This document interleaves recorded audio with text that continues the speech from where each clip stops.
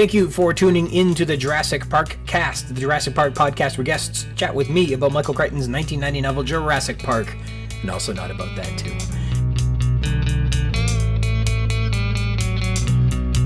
In this excerpt from episode 2, The Bite of the Raptor, I spent some time reviewing the evocation of evil spirits and ghostly vampiric horrors from the islands off the coast of Costa Rica. But first, a big shout out to Christoph Oakes of Snail, and a big thank you to him for letting me use his band's music to score this podcast. You can find his music on Spotify and Bandcamp, and today's intro is from the song Hummingbird, and our outro is Sacrifice to the Inhuman Creature, which you can find off of his Snail's self-titled debut album. Alright, to get us started, here is a synopsis of this chapter. Bit of a synopsis here. Our point of view character for this chapter is Dr. Bobby Carter, who is shocked when a helicopter arrives through a horrible storm carrying a fatally wounded construction worker. She's lied to about the injury, told that it's a construction accident when it's clearly a mauling, and then the injured worker speaks raptor before vomiting blood and spasming on the floor to his death. Then the body and all evidence of the injury are whisked away by the InGen Construction Sikorsky, and they're gone forever. The word raptor makes the not usually superstitious Costa Rican aides at the clinic extraordinarily superstitious because it reminds them of the Hupia, a vampiric spirit that kidnaps newborns. Carter looks up the word in her dictionary and sees that it means bird of prey.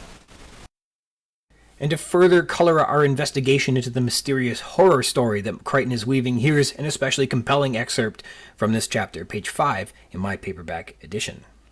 The injured boy's lips moved. "Raptor," he whispered. In a tone of horror, Manuel said, "It bit him." "What bit him?" "Raptor." "What's a raptor?" "It means Hupia." Bobby frowned. The Costa Ricans were not especially superstitious, but she had heard the Hupia mentioned in the village before. They were said to be night ghosts, faceless vampires who kidnap small children. According to the belief, the Hupia had once lived in the mountains of Costa Rica, but now inhabited the islands offshore. Manuel was backing away, murmuring and crossing himself. "It's not normal, this smell," he said. "It is the Hupia." Bobby was about to order him back to work when the injured youth opened his eyes and sat straight up on the table. Manuel shrieked in terror. The injured boy moaned and twisted his head, looking left and right with wide, staring eyes, and then he explosively vomited blood. He went immediately into convulsions, his body vibrating, and Bobby grabbed him, but he shuddered off the table onto the concrete floor. He vomited again. There was blood everywhere. Ed opened the door saying, "What the hell is happening?" And when he saw the blood, he turned away, his hand to his mouth. Bobby was grabbing for a stick to put in the boy's clenched jaws, but even as she did, she knew it was hopeless. With a final spastic jerk, he relaxed and lay still. She bent to perform mouth-to-mouth, but Manuel grabbed her shoulder fiercely, pulling her back. "No," he said, "the Hupia will cross over." Bobby looked at the body on the ground and realized that it didn't matter. There was no possibility of resuscitating him. Manuel called for the men, who came back into the room and took the body away. Ed appeared, wiping his mouth with the back of his hand, muttering, "I'm sure you did all you could." Then he watched as the men took the body away, back to the helicopter, and it lifted thunderously up into the sky.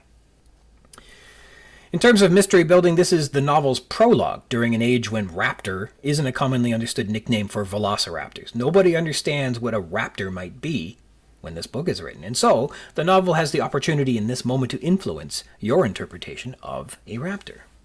There's this strange new resort being built that's unusually far offshore that may be home to a vampiric spirit called the raptor or Hupia, which is so terrifying, even the not especially superstitious Costa Ricans tremor with fear. What are they hiding out there on this island? What is a raptor? Among the not usually superstitious Costa Ricans is Elena Morales. We meet Elena Morales. Elena Morales works at the Bahia Anasco Clinic as a local midwife. She's a gray-haired 60-year-old strong woman with a practical no-nonsense air. She knows that a raptor is, quote, a person who comes in the night and takes away a child, or a kidnapper. Upon saying Hupia, though, Morales stops Carter and tells her to drop that line of inquiry with a pregnant woman expecting a baby by the end of the night. She feels that's inappropriate. And it all comes together as Manuel and Dr. Carter review these mysterious, fear-inducing, fatal raptor bites, which give this prologue its name. Raptor bites. The injuries described aren't necessarily the result of any biting. The edge of his wound, the flesh was shredded, the shoulder dislocated, pale bones are exposed. A second slash cut through his heavy muscles of the thigh, deep enough to reveal the pulse of the femoral artery. These are the kicking slashes from a velociraptor. However, the injury has a strange odor, a kind of rotten stench, the smell of death and decay, unlike anything Dr. Carter smelled before, she says on page 3. This would be the foul breath of a carnivore, evidence of a bite. Miguel Aragon says the bad smell is one of the reasons he won't work on the patient any longer, that not resuscitating him is, quote, better, and that mouth-to-mouth will cause the spirit to cross over. So I guess the smell would have come from the bite of the raptor, and so lend some credence to the chapter's title.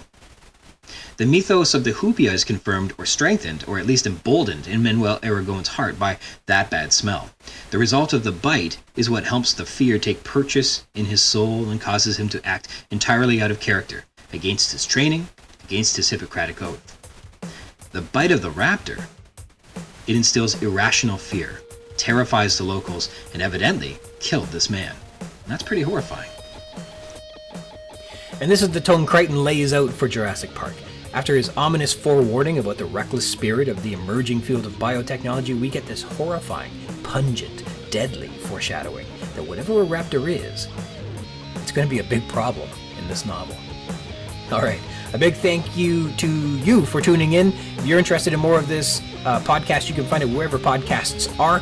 Just look for Jurassic Park Cast, including those hyphens in there, or Jurassic Park Podcast. That might work too. And if you like the video, make sure you like and subscribe and receive notifications when a new one is available, because there is lots more to come. Until next time.